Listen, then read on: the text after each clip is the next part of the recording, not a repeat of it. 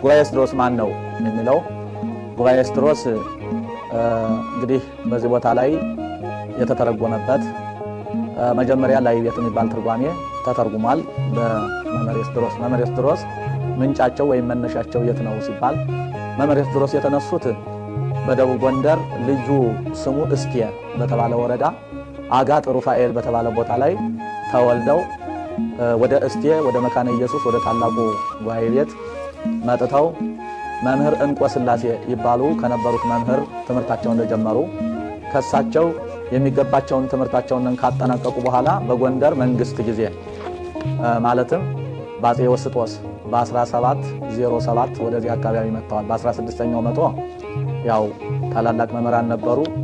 በተለይ እጨጌ በትረ ጊዮርጊስ የሚባሉ ተጠቃሽ ናቸው። የመጨረሻው መተርጉም ታላቅ ሊቅ ነበሩ። ኢየሱሳውያን ወይም ካቶሊካውያን በመጡበት ዘመን የነበሩ መልስ ሰጥተው ለካቶሊካውያን ኢትዮጵያን ያኮሩና ኢትዮጵያን ያስጠሩ ታላቅ አባት ነበሩ። ከዛ ቀጥሎ በ1703 አካባቢ መምህር ኤስድሮስ ተነሱ። መምህር ኤስድሮስ በዚህ በጎንደር ከነበሩት መምህራን ሁሉ አለ የሚባለውን ሁሉ ካጠናቀቁ በኋላ ወደ ብሕትውና ዓለም ገብተው ባሕታዊ ሆኑ። ትርጓሜ በሶስት ነገር ነውና፣ አንደኛ ከሰው መለየት፣ ሁለተኛ ከበዓት መከተት፣ ሶስተኛ መብቃት ወይም አንድ ለማድረግ ከሰው መለየት ከበዓት መከተት አንድ፣ መብቃት ሁለት፣ ሶስተኛ ዕውቀት። በዚህ ነው ትርጓሜ የሚተረጎመው። ከዚህ ከተደረሰ በኋላ ነው እንጂ ትርጓሜ ማንም ደርሶ አይተረጉመውም። ምክንያቱም እነ ቄርሎስ እነ ዮሐንስ አፈወርቅ ከምግባቸው ጋር ገለባ በመጨመር በብሕትውና በመከራ የተረጎሙ ስለሆነ የኢትዮጵያ መምህራን የተረጎሙ ከብሕትውናና ከሰው መለየት ከደረሱ በኋላ እንጂ ሰው አገባብ ስለተማረ አራቱን ጉባኤ ስላጠናቀቀ አዋቂ ነው ሊባል አይችልም። ብቃት መጨመርና ከሰው መለየት ግድ ስለሆነ ማለት ነው። እና እንዲህ ታላቅ መምህር በዚህ ቦታ ላይ ላይቤቱን መጀመሪያ ተረጎሙ። ላይቤት የሚባለው ትርጓሜ አማርኛ የበዛበት ትንሽ ምስጢር ያጠረበት ነው ብለዋል። እሳቸው እንዳሉት ነው፣ ጌታው ኤስድሮስ ራሳቸው እንዳሉት ማለት ነው። እና የመጀመሪያውን ትርጓሜ እያስተማሩ 40 ዘመን ከቆዩ በኋላ ተመልሰው ወደ ልጆቻቸው ወደ አስተማሯቸው መምህራን መልእክት ላኩ። ኑ ተመልሰን ይህን ትርጓሜ እንየው፣ እናሻሽለው፣ አማርኛ በዝቶበታል፣ ምስጢር አጥሮበታል ብለው መልእክት ላኩ ወደ ደቀ መዛሙርቶቻቸው ወደ መምህራኑ ማለት ነው። በጊዜው የመጀመሪያ ተማሪዎቻቸው ወደ ነበሩት ማለት ነው። ከዛ ከመምህራኖቹ አንዱ የእሳቸው ደቀ መዝሙር የሆኑት ጌታው ዮናስ የሚባሉት ንሕነሰ የተወለድንም ዝሙት፣ እኛ ከዝሙት አልተወለድንም ማለት መምህር አናበዛም ማለታቸው ነውና የመጀመሪያ የተማርነው ይበቃናል ብለው መውገቷቸው ይባላል። ለማንኛውም ግን መምህር ኤስድሮስ ከዚህ በኋላ ከኔ በኋላ መተርጉም አይነሳም የመጨረሻው ነኝ ብለው የሚበቃ መምህር ስለማይኖር የያዘውን ይዞ እስከ ዕለተ ምጽአት የሚያስቀጥል እንጂ የሚተረጉም መምህር በዘመናችን የለም። ለምን እንደተናገርኩት ከሰው መለየት ከበዓት መከተት ከዛ መብቃት ሶስተኛ ትምህርት ስለሆነ ከዚህ ውጪ ትርጓሜ አይተረጎምም ማለት ነውና ይህን አሉ ብለው እሳቸው ተመልሰው 40 ዘመን ካስተማሩ በኋላ በ80 ዕድሜያቸው መልሰው ጣና ቂርቆስ ሄደው ገብተው 300 መጻሕፍት አስነብበው መልሰው ታሽየቱን ተረጎሙ። ምስጢሩ የበዛበት አማርኛ አጠር ብሎ ምስጢር ብቻ የበዛበት ትርጓሜ ተረጎሙ በመንፈስ ቅዱስ ማለት ነው። ለዚሁም ምልክቱ አሁን ዛሬ ርዕሰ ሊቃውንት መምህር ገብረ ኪዳን ግርማ እዛ ሂደው አራቱ ጉባኤ የተከሉበት ምክንያት መምህር ኤስድሮስ 300 መጻሕፍት አስነብበው ከዛ ጉባኤ የተከሉበት ብለው እችን መነሻ አድርገው ነው ጣና ቂርቆስ ከትልቁ ገዳም የገቡት ማለት ነው። እና ከዛ በኋላ መጥተው በዚች መካነ ስብሐት ልደታ ለማርያም የምትባለውች ቦታችን በዚህ ቦታ መጥተው እንግዲህ ከ1703 ጀምረው ሲያስተምሩ ኖሩ ማለት ነው። በጊዜው የነበሩ አፄ ወስጦስ ናቸው። እመቤታችን በዚህ ቦታ የተገለጠችላቸው የበቁ ታላቅ አፄ እንደነበሩ ወይም ንጉሠ ነገሥት እንደነበሩ ነው። እንግዲህ ጌታው ኤስድሮስ ከዚህ ተቀምጠው ማንን አስተማሩ ከተባለ እኒህን ብቻ አንስቼ ተቀልለዋለሁ። መምህር ኤስድሮስ ለመጀመሪያ ጊዜ ያስተማሯቸው መምህር ወልደ አብ ወልደ ማርያም ይባላሉ። አብየ ጊዜ ታላቁ ጉባኤ የብሉይ ጉባኤ በመምህር ጌታው ወልደ አብ ወልደ ማርያም ያራቱ ናቸው። እሳቸው ከእሳቸው ተምረው ሲያበቁ መምህር ኤስድሮስ ሲያልፉ እሳቸው እንደገና 600 መጻሕፍትን አንበው አረበኛ ጣልጣል አረጉበት ይላሉ ሊቃውንቱ። ዶርዶር እንዲል አረብ ይላል።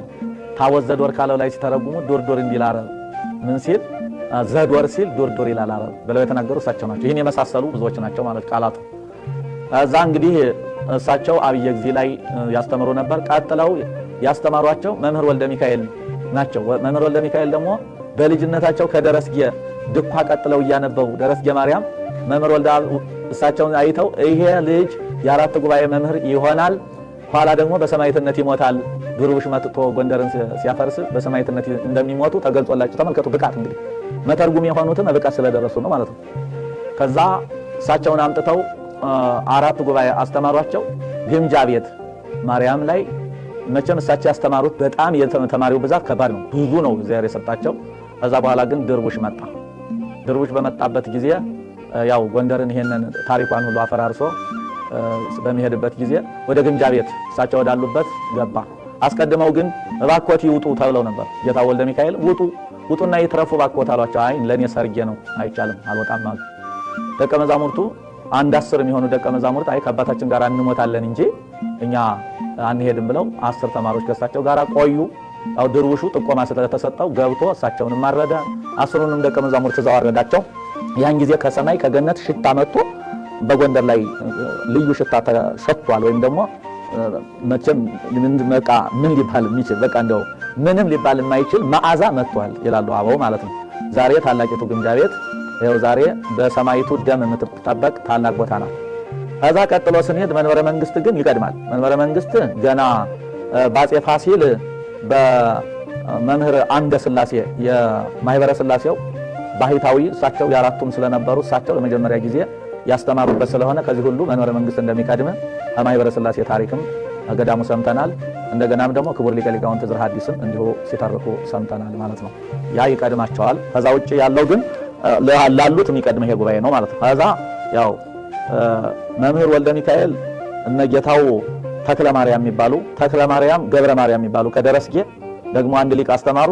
ጌታው ገብረ ማርያም ጌታው ዶክተር አየለ ጌታው ዶክተር አየለ ጌታው መንክር መኮንን ዓለም አቀፍ ምንም በዚህ ምድር ትምህርት ጠራቸው የማይባሉት ታላቁ ሊቅ አስተማሩ። ጌታው ሊቀ ሊቃውንት መንክር ጌታው ዕዝራ ሐዲስ የዛሬው ዓለም አቀፍ የሆኑ ታላቅ ሊቅ በጸዋትወ ዜማው በትርጓሜያቱ በቅኔ መምህርነቱ ቤትም ቢባል መሰል የሌላቸው ታላቅ ሊቅ ዛሬ በመንበረ መንግስት ያሉት ሊቀ ሊቃውንት ዕዝራ ሐዲስ ናቸው ማለት ነው። እኔም ከዛች እንግዲህ ከጌታው መንክር መኮንን ሐዲሳት እዛች ለ3 ዓመት ወይም ለ3 ዓመት ከዛ ተማርኩኝ። ትንቢት ተናግረውልኛል። እሳቸው የሚጠብቁት ነገር አለ ብለው እሳቸውም ጠቆም አድርገውኝ ነበር። ያው መቼም ከንቱ ውዳሴ ይሆናል ብዬ ትንሽ ተናግሬው አላውቅም እንጂ ጌታው መንክር መኮንን በራእይ ከዚህ ጉባኤ ላይ መጥተው ነበር። አንድ ታላቅ አባት ሲናገሩ ወይም ደግሞ የእልፍኝ ጊዮርጊስ መላከ ሕይወት የተባሉ ታላቅ ሊቅ በራእይ አየኋቸው ብለው ሲናገሩ እኔም በራእይ መጥተዋል ብዬ ለመናገር ከበደኝ። ምክንያቱም መምሰልና በቃ መንጠልጠል ወይም ደግሞ ውዳሴ ከንቱ ይሆናል ብዬ በጊዜው አልተናገርኩትም ነበር። ከጊዜ በኋላ 1 ዓመት 2 ዓመት እንዳስተማርኩኝ ከዚህ ቦታ በስተ ምስራቅ በኩል ጌታው መንክር ሀኔ ጉባኤ መጥተው ነበር። እዚህ መጡና እየዞሩ ጉባኤውን ያያሉ።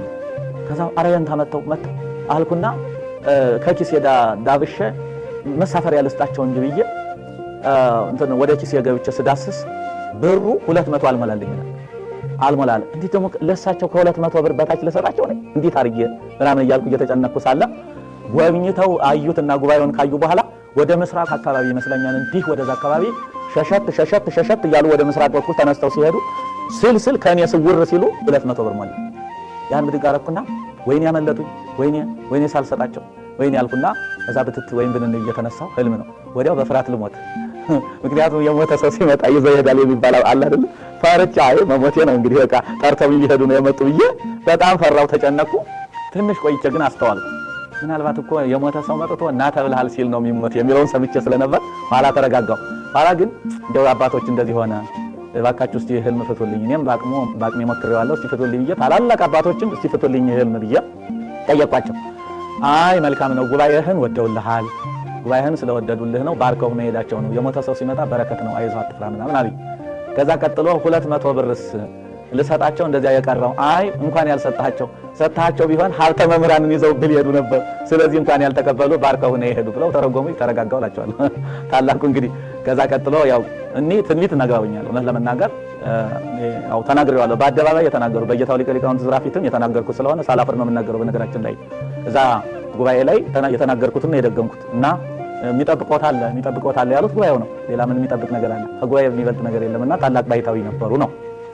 ይሄ ማለት እንግዲህ የጌታው ዕዝራ ሐዲስና የኔ መምህር ናቸው እሳቸው ማለት ነው። ጌታው ሊቀ ሊቃውንት ዕዝራ ሐዲስ ታላቅ ወንድሜ፣ እኔ ታናሽ ወንድማቸው ማለት ነው። ይሄን እንዲታወቅ ዓለሙ መቼም አያውቅም እንጂ እንዲያ ነው አመጣጡ ማለት ነው። እዛ እንግዲህ ወደ እኔ ስመጣ ያው በፈቃደ እግዚአብሔር ከአዲስ አበባ በአጋጣሚ ከዚህ እንደውም ራሳቸው ሊቀ ሊቃውንት የኔታ ዕዝራ ሐዲስ ስትሄድ እኮ ተሰናብተኸኝ ነው የሄድከው፣ በሕመም ምክንያት ተሰናብተውኝ ሲሄዱ እያዘንኩ ነው ተነስተው የሄዱ እንኳን ደህና መጡ ብለው በሰላም ተቀብለውኝ ከተገኘው ጉባኤውን ይትከሉት ያሉኝ ሊቀ ሊቃውንት የኔታ ዕዝራ ናቸው። ከተገኘው መቃብር ቤትም ቢሆን ምንም ቢሆን ዝም ብለው እኛ ዛሬ ከዚህ የደረስነው ብዙ ታግለን ነው እንጂ ዝም ብሎ አይደለም። ከተገኘው ጉባኤውን ይትከሉት የጉባኤው አምላክ ነገር በቃ ሀፈለጉ ሊደርሱ ይችላሉ ብለው ያበረታቱኝ ታላቁ ወንድሜ የኔታ ሊቀ ሊቃውንት ዕዝራ ሐዲስ ናቸው ማለት ነው። እንግዲህ እኔ በ2010 ነው ወደዚህ የመጣው ያው ምልክት አይቼ ነው እንዴ በጭም ይሄን ማለቱ ትንሽ ውዳሴ ከንቱ የሆነ ታችም ትውልድ ስለሆነ በአሁኑ ሰዓት እንደው እንዳያብጠለጥለኝ እንጂ ያው እንግዲህ የመጣሁት እዚህ ቦታ ምልክት ስላየው ነው። መቀመጥበት ቦታ እዚህ እንደሆነ መምህሬ ናቸው። ያው ምክትል መምህርነት ታሪካ ነገሥት ተቀብዬ የዳግማዊ ምኒልክ መታሰቢያ ታላቁ ጉባኤ ላይ ከስምንቱ ጉባኤያቱ ሊቀ ጉባኤም ነበርኩ። እንደገናም ደግሞ የጉባኤ የብሉዩ ምክትል እኔ ሆኜ ተቀምጬ ተደላድዬ እያስተማርኩ ነበር። በኋላ ግን እህል ውሃ ከዛ ላይ ሲያልቅ ራሳቸው መምህሬ ተነስተው እና ተከተለኝ አሉኝ። ከቤተ ክርስቲያን አውጥተው ተከተለኝ እስቲ ና አሉኝ። ገብረ ማርያም ተከተለኝ አሉኝ። እሺ ብዬ ወጣ ስል በላንተ የምትሄደው እንግዲህ ወደ ምስራቅ በኩል ነው ሄድ ወደዛ አካባቢ ያሉና በካባዬ ይዘው ገፋ አድርገውኝ ሲመለሱ ወደ ቤተ ክርስቲያን አየኋቸው። አይ እንግዲህ ታሪካ ነገሥት አላስተምርም ወደ ምስራቅ በኩል ብለውኛል፣ ወደዛ ነው ብዬ ተነስቼ መጣሁ። እዚህ እንዳጋጣሚ የአራት ጉባኤ መምህር የሆነ ወደፊት የሚያስቀጥል አሁን በሰባኪነት የሚቀጠር ብለው ደብሩ ይፈልጉ ስለነበረ በአጋጣሚ እኔ ወደ ገዳም ልሄድ ነው የነበረ። በአጋጣሚ ይሄን ሳገኝ እግዚአብሔር ከፈቀደ ለምን ቁጭ አልልም ሰባኪ ሆኜ እቀመጣለሁ ብዬ ቁጭ ስል ተማሪ ስለሚያውቀኝ መጥቶ ከበበኝ። ተማሪ ነው እኮ መምህር ያደረገኝ እኔ እንጂ ደብሩ ሰባኪ ወንጌል አድርጎ ነው ያመጣኝ ማለት ነው።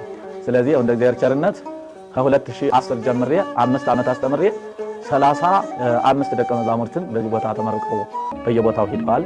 ምክትሎችም ነበር። አሁን አራቱ ጉባኤ ተክለዋል። አራቱ ሁሉ እስከ 40 ምንጭ ሁሉ ወስደዋቸው ጉባኤ ተክለው አሉ እና ከዚህ ደርሰዋል። ዛሬ እንግዲህ 2018 አሁን የሚጠቃለልበት አልቋል። ጉባኤ ሁሉ አልቆ በሁለተኛው ደገማው አልቆ አሁን መጀመሪያው ጨርሰው ሄደው ነበር። አሁን መልሰን ጀምረ ነው 2018 ላይ ያልቃል ጉባኤው። 2019 ሁለተኛው ዙር ምረቃ ይሆናል ማለት ነው። አለቀ ተጠናቀቀ። ሲያልቅ ነው የምንመረቅ። 5 ዓመት ነው አዲሳቱ፣ ብሉያቱ 6 ዓመት ነው። ከሁለት ተከፍሎ ነው ትምህርቱ የሚሰጠው አላልቅ እያለ ማለት ነው።